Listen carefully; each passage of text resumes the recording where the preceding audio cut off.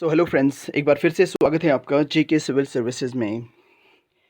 आगे बढ़ने से पहले मैं आपको बता दूं कि जो पार्ट 1 हमारा आया था इस वीडियो सीरीज़ का, उसमें कुछ एडिटिंग ब्लूपर्स की वजह से मे बी आप कहीं कहीं पे कोई पॉइंट मिस कर गए हो, बट आई होप आप लोगों ने कॉन्सेप्ट्स को अच्छे से समझ लिया होगा।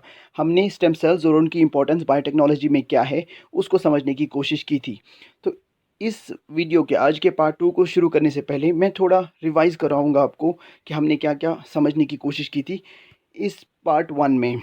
In the previous video, we tried to understand what stem cell is. We now know that stem cells come under undifferentiated cells which are primitive. Okay, so uh, beyond that, in this slide, I try to make you understand the potency of stem cells and on the basis of which stem cells are further categorized into being totipotent, pluripotent, multipotent, oligopotent, or unipotent. So, friends, now we know that stem cells do not undergo cell division, and the gene NANOG is responsible for such a characteristic of the stem cells. If a cell does not undergo cell division of its own, it is said to be in quiescent stage. We understood that there are two major categories of stem cells on the basis of their source of extraction and source of origin, or the source of origin. And the cell categories are embryonic stem cells and somatic stem cells. In stem cell therapy, embryonic stem cells are always preferred because they always happen to be pluripotent. The somatic stem cells are subcategorized into hemopoietic stem cells and mesenchymal somatic stem cells. In this slide, we try to understand induced pluripotent stem cells, what induced pluripotent stem cells are, and how stem cells are induced back to their juvenile stage without the need for an embryo. And in this later part of the video, I try to tell you one curious case of growing a kidney of mouse inside a rat and the mechanism how it was done using CRISPR-Cas technique. All right, so that was all that we had studied in the part 1 of this video. So friends, I hope अब आगे बढ़ने से पहले आप stem cells के बारे में जानते हो, what is their use and how they are important for biotechnology, and how the future of biotechnology very much depend upon these stem cells. All right, सो आज हम शुरू करते हैं अब पार्ट 2 जो हमारा आज का लेक्चर है, that would be the introduction of DNA and DNA fingerprinting पढ़ेंगे हम इसमें, और भी जीनोमिक्स के बारे में पढ़ेंगे, ट्रिपल पेरेंट बेबी वगैरह और क्लोनिंग के बारे में, वो सब हम आज देखेंगे। ऑलराइट, तो शुरू करते हैं हम अब आज का लेक्चर। सो फ्रेंड्स, आज का जो हमारा मेजर टॉपिक ऑफ डिस्कशन है that is DNA fingerprinting. So before we study DNA fingerprinting, we must know the DNA and its location in living cells. So I must tell you that cells can broadly be categorized into eukaryotic and prokaryotic. So the eukaryotic cells have a distinct nucleus in it, and the genetic material which we are going to talk about here, the DNA, is embedded within this nucleus. While as in case of the prokaryotic cells which do not have a distinct nucleus, and the genetic material can be suspended in any part of the cell in case of the prokaryotes. All right, so in case of the prokaryotes we have so many examples like bacteria, viruses, and in case of the eukaryotic cells we have the examples of plants and different animals. You can see the chart here. इसमें दोनों का comparison दिया है जो कि हमारे topic के लिए यूज़फुल नहीं है, बट अगर आप स्टिल जानना चाहेंगे you must go through this. चलो हम देख ही लेते हैं. The basic definition is having nucleus and is not having a distinct nucleus. Alright, उसके बाद example is animal, plant and fungi. इसके बाद इसमें एग्जांपल है bacteria. Nucleus is present, is not present. DNA replication, cell size 10 to 100 micrometers. Smaller than that it is up to 5 micrometers. So DNA replication highly regulated with selective origins and sequences, replicates entire genome at once. Okay, organism type usually multicellular, usually unicellular. Chromosomes more than one long single loop of DNA and plastids, plasmids. So ribosomes are large, ribosomes are smaller. So उसके बाद और भी comparison देख सकते हैं आप कि किस में क्या है प्रोकैरियोटिक और eukaryotic. So the basic purpose of why I have put this the comparison here is I wanted you people to understand the location of this genetic material, that is DNA, within these prokaryotes and eukaryotes. So DNA is present in nucleus, plastids and mitochondria. Always remember this. So my chromosomes happen to be the bearers of the hereditary characteristic. They are made up of DNA and the genes are part of this DNA. जैसे कि मैंने आपको बताया, DNA is present in nucleus, plastid and mitochondria. So always remember this. आगे बढ़ने से पहले आपको एक बात पता होनी चाहिए कि there are 4 base pairs which are very much important in case of DNA. One is adenine, second is thymine, third is guanine, fourth is cytosine. इनका स्ट्रक्चर इस टाइप का है कुछ: adenine, thymine, guanine and cytosine. और हमेशा याद रखिए कि एडेनिन बॉन्ड्स विथ थाइमीन, उनका डबल बॉन्ड बनता है, और गुआनिन बॉन्ड्स विथ साइटोसिन, इनके बीच में 3 हाइड्रोजन बॉन्ड्स होते हैं। ठीक है, इनके बीच में 2 हाइड्रोजन बॉन्ड्स होते हैं और ग्वानिन और साइटोसिन के बीच में 3 हाइड्रोजन बॉन्ड्स होते हैं। और हाइड्रोजन बॉन्ड्स आपको पता होगा कि हाइड्रोजन बॉन्डिंग का मतलब होता है हाइड्रोजन का किसी भी अन्य इलेक्ट्रोनेगेटिव एलिमेंट के साथ इलेक्ट्रोस्टैटिक फोर्स के द्वारा एक इंटरेक्शन। ठीक है, अगर हम बात करें यहाँ पे वाटर मॉलिक्यूल्स की, यहाँ पे इलेक्ट्रोनेगेटिव एलिमेंट है ऑक्सीजन, और ये कोवेलेंटली बॉन्डेड है हाइड्रोजन के साथ, और हर एक मॉलिक्यूल में ऐसा ही है, oxygen electronegative element which is covalently bonded with hydrogen. अब ये हाइड्रोजन और इस ऑक्सीजन के बीच में जो वीक इंटरेक्शन रहेगा that would be hydrogen bonding. So 2 molecules यानी कि एक ऐसा hydrogen which is covalently bonded to an electronegative element is having weak interaction, electrostatic interaction with another electronegative element. ठीक है, और इस इंट्रैक्शन, इस इलेक्ट्रोस्टैटिक इंट्रैक्शन को बोलेंगे हम हाइड्रोजन बॉन्ड। आई होप आपने समझ लिया होगा। चलो, सो डीएनए के अंदर 2 शुगर फॉस्फेट स्ट्रैंड्स होते हैं जो कि स्पाइरल करते हैं एक दूसरे के अंदर। इस टाइप के होते हैं ये, फॉर एग्जांपल। और इन 2 जो शुगर फॉस्फेट स्ट्रैंड्स होते हैं, इनके ऊपर लगे होते हैं ये adenine, guanine, cytosine. For example, अगर यहाँ पे एडेनिन, गुआनिन और साइटोसिन लगा है तो ये बॉन्ड किससे बनाएगा? एडेनिन किसके साथ बॉन्ड बनाएगा? थाइमीन। तो इस वाले स्ट्रैंड के ऊपर थाइमीन होगा। और गुआनिन के किसके साथ बॉन्ड बनाएगा? साइटोसिन। तो इस वाले स्ट्रैंड के ऊपर साइटोसिन होगा।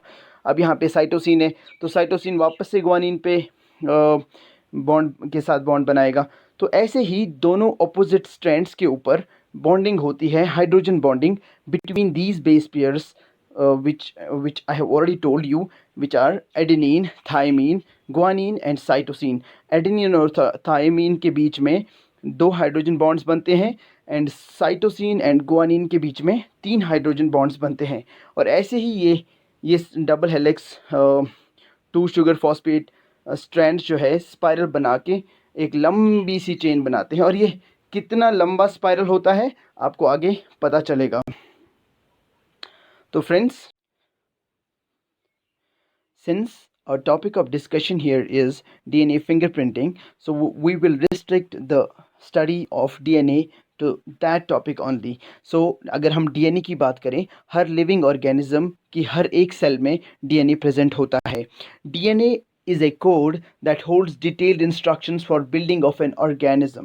इसका मतलब ये हुआ, अगर तुम्हारे बाल काले हैं, तुम्हारी आंखें नीली हैं, तुम्हारी नाक लंबी है, every single information is coded within that DNA which is present in every cell of an organism. Now in case of humans, यही information, ये coded information present होती है in a long linear strand of DNA जो कि present होता है nucleus के अंदर। और यही long linear strand of DNA जो है ये बना होता है smaller और manageable pieces जिनको हम क्रोमोसोम्स बोलते हैं। अब ये DNA किन से बनता है? क्रोमोसोम से. So friends, in case of humans, we have 3 billion base pairs. When I say base pairs, you already know the base pairs are adenine, thymine, and guanine, cytosine, which are having double and triple hydrogen bonding. So आपको already पता है base pairs in humans के अंदर 3 billion base pairs होती हैं, divided into 2 copies of 23 chromosomes, which in which one is coming from mother and second copy is coming from father. So in total, in one cell there are about 6 billion base pairs in case of humans. अब आपको एक बात और पता होनी चाहिए, ये जो क्रोमोसोम्स होते हैं ना, they influence every single thing in a human being और इन एन एनिमल और इन ए प्लांट. तो अब ये जो क्रोमोसोम्स है, फॉर एग्जांपल हम यहाँ पे बात करेंगे chromosome 1 in case of humans contains the genes that controls whether you are susceptible to some forms of malaria or no. Similarly, अगर हम क्रोमोसोम नंबर 16 की बात करें, it is having a gene which influences your hair color. तुम्हारा colour, hair colour black है, brown है, blonde है, क्या है, जो भी है, that is actually encoded on chromosome number 16, and that gene on chromosome number 16 is actually deciding or influencing your color of hair.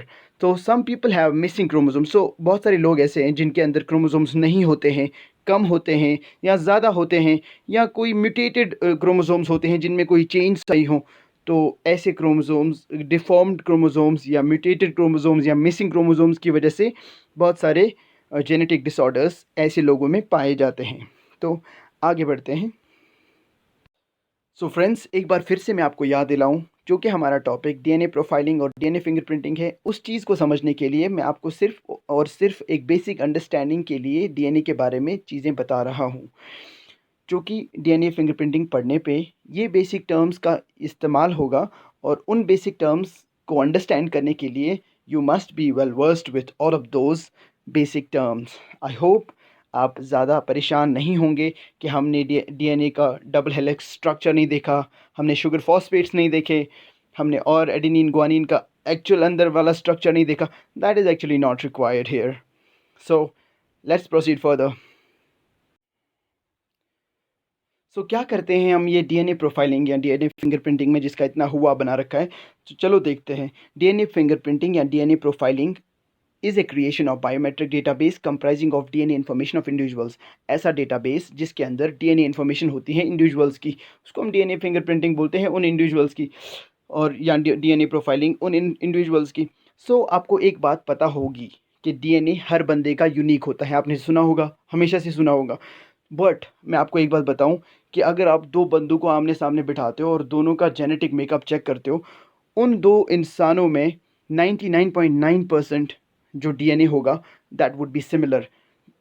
फिर 0.1% ही ऐसा डीएनए बचता है जिसमें वेरिएशंस होती है. तो मतलब आप लोगों में से कोई भी एक, या मैं, या आप लोगों में से कोई भी 2 या 3 या 5 या 10, हर किसी बंदे के अंदर जो एक ही स्पीशी के हैं इंसान, जो कि सारे एक ही स्पीशी के हैं, तो हर किसी इंसान के अंदर 99.9% डीएनए यूनिक नहीं होता, बल्कि सिमिलर होता है. और जो यूनिक पार्ट होता है दैट इज़ 0.1%, और उसी को हम बोलते हैं वेरिएबल रीजन. और इसी यूनिक पार्ट को हम वेरिएबल नंबर टेंडम रिपीट्स भी बोलते हैं. सो आपको क्या समझ आया कि दो बंदों को या एक ही स्पीशी के दो एडल्ट्स या इंडिविजुअल्स के दरमियान हमेशा और हमेशा आपको याद रखना चाहिए 99.9% सिमिलर डीएनए होता है, और जो टोटल वेरिएशन होती है that is only in 0.1%. And in case of this fingerprinting और डीएनए प्रोफाइलिंग, इसमें हम सिर्फ और सिर्फ इसी वेरिएबल रीजन को स्टडी करते हैं. और इस स्टडी में हम क्या करते हैं, DNA profile of an individual varies in some region in terms of number of times a sequence of nucleotide base pairs is repeated. आपको समझ आई बात? फिर से बेस पेयर्स की बात हुई यहाँ पे. तो बेस पेयर्स क्या है? एडेनिन, ग्वानिन, साइटोसिन और थाइमीन. और एडेनिन किसके साथ बॉन्ड बनाएगा? थाइमीन के साथ. Double 2 hydrogen bonds. Guanine cytosine के साथ ट्रिपल हाइड्रोजन बॉन्ड. तो आपको ये बात समझ आई?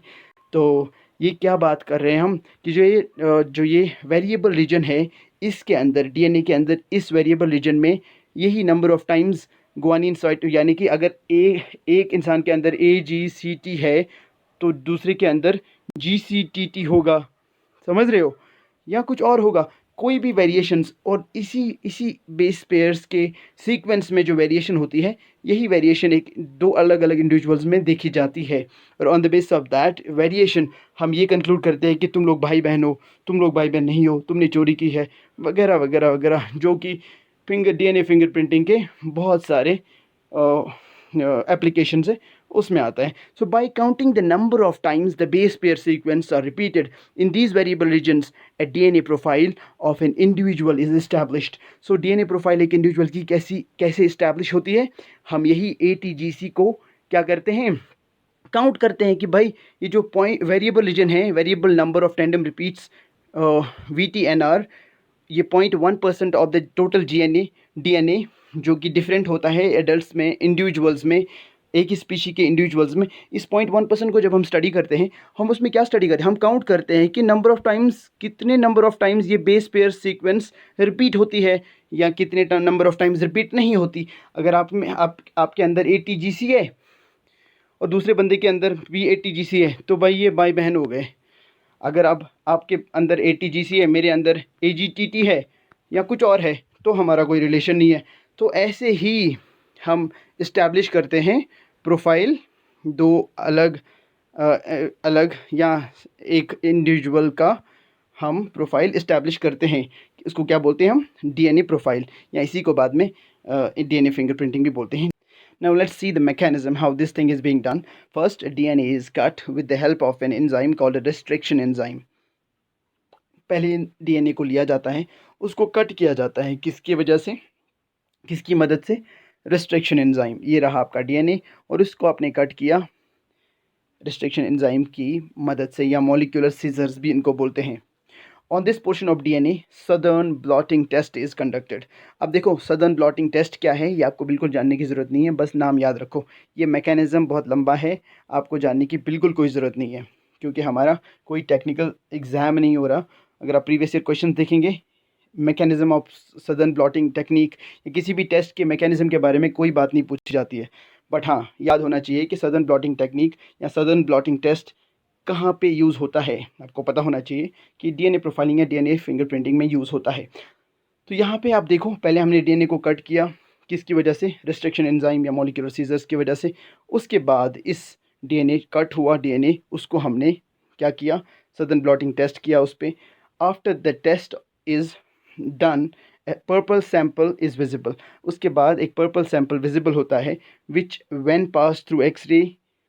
अब इसी पर्पल क्या करते हैं हम, when pass through X-ray purple sample visible होता है। After the test is done, उसके बाद एक पर्पल सैम्पल हमारे पास बचता है। इस पर्पल सैम्पल को हम एक्सरे करते हैं, और इस एक्सरे के बेसिस पे हम आइडेंटिफाई करते हैं किसी डेड पर्सन को या क्रिमिनल को या बायोलॉजिकल पेरेंट्स को, किसी को भी। अगर आपको सदर्न ब्लॉटिंग टेक्निक के बारे में जानना है तो आप कमेंट कर लेना, इन्फॉर्मेशन जो आपके कांटेक्ट करने के तरीके होंगे सर के साथ, तो आप सर को बता देना, तो मैं आपको ये और भी डिटेल में बता सकता हूँ। तो जस्ट बिकॉज़ कि मैं ये बताना नहीं चाहता, because it's immaterial for your exam, so इसलिए नहीं बता रहा मैं, अदरवाइज़ मैं ये बता भी सकता था। ओके, टाइम ना होने के कारण हम आगे बढ़ते हैं। सो आपने क्या देखा, पहले DNA को कट किया रिस्ट्रिक्शन एंजाइम की वजह से, उसको कट किया, और उसके बाद सदर्न ब्लॉटिंग टेस्ट उस पर किया। उस ब्लॉटिंग टेस्ट के बाद हमारे पास एक पर्पल सैम्पल बचता है। उस पर्पल सैम्पल को हमने क्या किया, पर्पल सैम्पल को पास किया थ्रू एक्सरे। अब एक्सरे करने के बाद हमारे पास, हम ये कंक्लूड करते हैं, हम आइडेंटिफाई कर पाते हैं कि भाई ये डेड पर्सन का अगर DNA होगा तो उसको हम आइडेंटिफाई कर पाएंगे। क्रिमिनल, इसने क्राइम किया होगा किसी ने, उसको आइडेंटिफाई कर पाएंगे, और बायोलॉजिकल पेरेंट्स किसी के, उसको कर पाएंगे। तो आगे बढ़ते हैं। चूँकि अभी तक की स्टडी में हमें ये पता चला कि हर एक एडल्ट के अंदर 0.1% DNA यूनिक होता है, उसका जेनेटिक मेकअप यूनिक होता है। क्या ऐसी एक्सेप्शन है कि आपका और आपके पेरेंट्स का DNA, जो कि DNA फिंगरप्रिंटिंग जिसकी हम बात कर रहे हैं, वो डिफरेंट हो? क्या ऐसा हो सकता है कि हम आपके DNA सैम्पलिंग के बाद ये कंक्लूड ही नहीं कर पाए कि आपके पेरेंट्स कौन हैं, दो अगर आपको पता है कि आपके पेरेंट्स कौन हैं? क्या ऐसा हो सकता है कि एक ही बंदे के अंदर एक से ज़्यादा फिंगरप्रिंट्स हो, यानी कि उसके दो अलग अलग सैंपल्स में हमें ये पता चले कि उनकी दो अलग अलग सीक्वेंसिंग है? क्या ऐसा हो सकता है? यस, ऐसा हो सकता है, और वो होता है एक्सेप्शंस में। पहला केस जिसमें हमें ये पता चले कि आपका और आपके पेरेंट का जेनेटिक मेकअप मैच नहीं कर रहा है, तो वो कैसे हो सकता है? जब जब एक स्पर्म और ओवम मिलते हैं ज़ाइगोट बनने के बाद, अगर कोई जेनेटिक चेंज ऐसे ब्लास्टोसिस्ट में होता है, तो उस केस में या मरूला के अंदर ब्लास्टोसिस्ट से पहले या मरूला के अंदर या ब्लास्टोसिस्ट के अंदर कोई जेनेटिक चेंज होता है या जेनेटिक म्यूटेशन होता है, उस केस में जो बंदा बाद में पैदा होगा उसको हम मोज़ाइक इंडिविजुअल या मोज़ाइक एडल्ट बोलते हैं। और इस बंदे के अंदर जो जेनेटिक मेकअप होगा, that would be totally different than that of his parents. So ऐसी कंडीशन जब एक बंदे का उसके पेरेंट्स के साथ डीएनए मैच नहीं होता है या रिजेंबल नहीं होता है, इस कंडीशन को हम बोलते हैं mosaicism. Alright, so the second exception to this DNA fingerprinting is an adult which is having more than one fingerprints, which this condition is simply called as chimerism.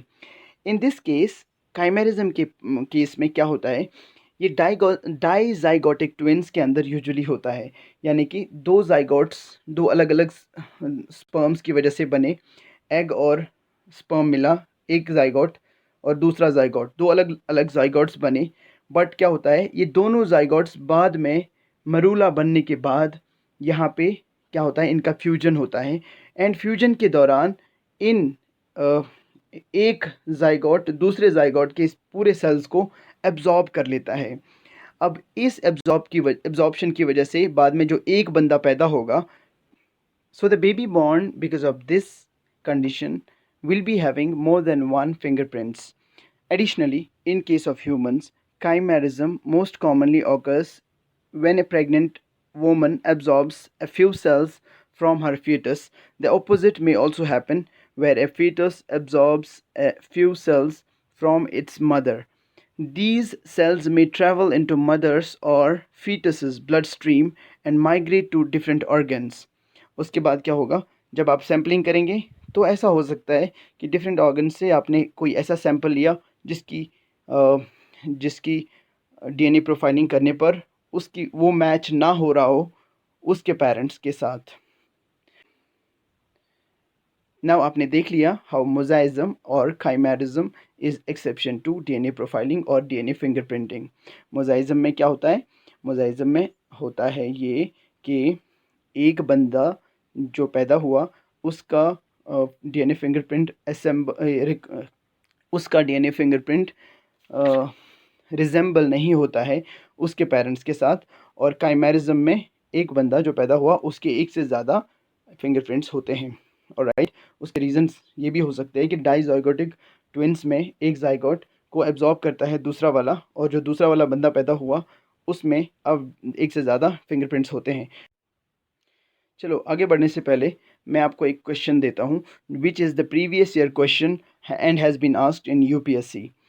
With reference to the recent developments in science, which of the following statements is not correct? You have to make sure that you are well aware about the fact what is being asked in the question. If the question is asked, whether the question is asking you which is correct or which is not correct, though I have highlighted this part here. So you have to see that in which of the following statements is not correct. Functional chromosomes can be created by joining segments of DNA taken from cells of different species. एक statement, pieces of artificial functional DNA can be created in laboratories. Third statement, a piece of DNA taken out from an animal cell can be made to replicate outside a living cell in a laboratory. Teesra statement and fourth statement, cells taken out from plants and animals can be made to undergo cell division in laboratory petri dish. क्या ये सच है या नहीं है? तो इन चार options में से आपको देखना है कि गलत कौन सा है। क्या लगता है आपको? देखो भाई, आपको ये पता होना चाहिए कि अभी तक हमारा साइंस इतना डेवलप नहीं हुआ कि हम दो अलग अलग स्पीशी के डीएनए सेगमेंट्स को मिला के कुछ कोई फंक्शनल क्रोमोसोम बना पाएँ। तो the first statement is wrong. Now how it is wrong and how the rest statements are right, we'll see. In case of this question, the option A is incorrect. Until now, chromosome fusion has been only realized within a species, that is yeast fusion of Chinese by Chinese scientists. However, creation of functional chromosomes by joining segments of DNA of different species have not been realized until now. अच्छा, ये पता तो चल गया. So in case of the statement 2, which is saying pieces of artificial functional DNA can be created in laboratory, क्या ऐसा सच में होता है कि आर्टिफिशियल जीन्स को हम लेबोरेटरी में बना सकते हैं? हाँ, आर्टिफिशियल जीन सिंथेसिस जिसको हम डीएनए प्रिंटिंग भी बोलते हैं, ना कि DNA finger printing, DNA printing जिसको हम आर्टिफिशियल जीन सिंथेसिस भी बोलते हैं, ऐसा हो चुका है सिंथेटिक बायोलॉजी या सिंथेसिस बायोलॉजी में, जिसमें हम आर्टिफिशियल जीन्स लेबोरेटरी में बनाते हैं. पहले ये कब हुआ? एक पहला कंप्लीट जीन यीस्ट टीआरएनए से बनाया गया by Hargobind Khorana and his coworkers in 1972. Similarly पहला peptide and protein coding genes भी बनाए गए थे लेबोरेटरी में by Herbert Boyer and Alexander Markham respectively. Okay, तो ऑप्शन बी इस वजह से करेक्ट है. A piece of DNA taken out from an animal cell can be made to replicate outside a living cell in a laboratory. इस वजह से statement 3 भी correct हुआ. By polymerase chain reaction technology, PCR technology. अच्छा, polymerase chain reaction technology क्या है? आपने सुना होगा अभी जो कोरोना के टेस्ट हो रहे हैं ना, उनको हम RT-PCR बोलते हैं, reverse transcriptase polymerase chain reaction. अभी उसी टेक्नोलॉजी से हम क्या करते हैं? हम करते हैं डीएनए को replicate outside a living cell in a laboratory. अब हम क्या करते हैं? आपका ब्लड सैंपल ले लेते हैं या आपका जो स्वैब सैंपल ले लेते हैं, उस पे हम क्या करते हैं बाद में, एक लेबोरेटरी में उसका टेस्ट होता है RT-PCR. और यहाँ पे हम नॉर्मल PCR की बात कर रहे हैं. इसको हम बोलते हैं पॉलीमरेज चेन रिएक्शन टेक्नोलॉजी, और उसको हम बोलते हैं reverse transcriptase polymerase chain reaction technology. अब वो अलग कहानी है, वो कैसे होता है, क्योंकि हमारा टॉपिक वो है नहीं. कभी जब हम नोवेल कोविड पढ़ेंगे, लास्ट टॉपिक है हमारा इस बायोटेक्नोलॉजी में, तब हम RT-PCR के बारे में भी जानेंगे. देखो, इस वजह से स्टेटमेंट बी भी करेक्ट हुआ. Statement D, option D is also correct. As cells can be taken from plants and animals and can be made to undergo cell division in laboratory and in petri dishes in the culture medium. Thus, statement D is also correct. So tissue culture आपने पढ़ा ही होगा, तो ऐसा तो होता ही है. चलो, हो गया ये भी. So friends, that's all for today. Thank you.